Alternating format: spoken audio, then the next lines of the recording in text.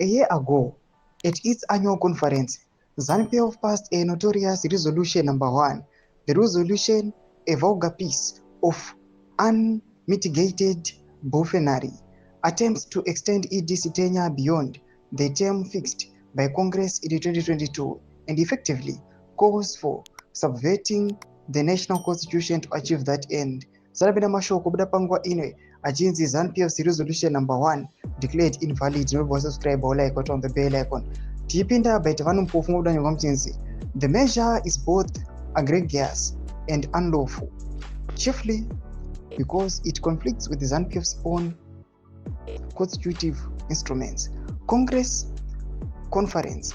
ZANU-PF Congress, which meets once every 5 years, is the party's supreme decision-making body, depending on which of the three unratified 2022 constitutions one reads. The authority is set out in the section 23 or 27 in materially similar terms. The provision confers on Congress the following powers. Congress shall be the supreme policy making organ of the party and shall have the following powers and functions. Number 1, to elect the president and the first secretary of the party, who shall automatically become the sole candidate of the state president in the ensuing elections.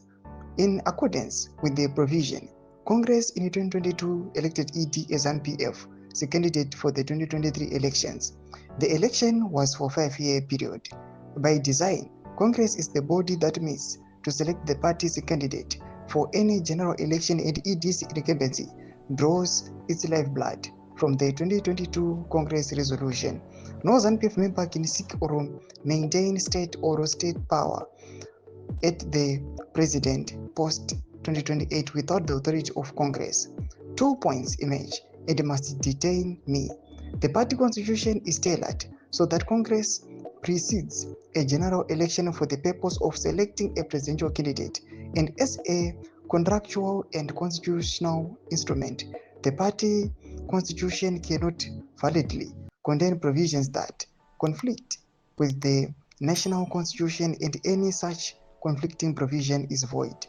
Thus, there is no valid basis within ZANU-PF's constitution for declaring a candidate beyond 2028 elections. More so, if this is coming from an organ inferior to Congress, any attempt to do so would violate the party's own constitution and would subordinate Congress to the mildly tweaking transactional politics that we now see on display.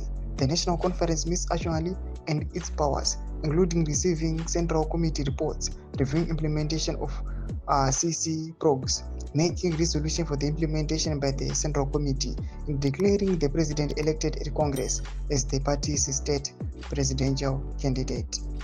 ED's position is not a legitimate matter for internal debate in this year's conference. In fact, concerned ZANU-PF members can stop their party either by judicial decree or through legitimate political maneuvering from becoming engaged with this issue. Put in every simple terms, the question of the possible extension of ED's position cannot be debated by the National Congress. It is an act outre fires.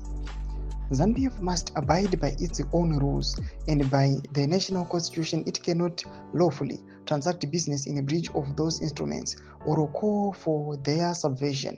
This festival of subsidies and illegality must be stopped.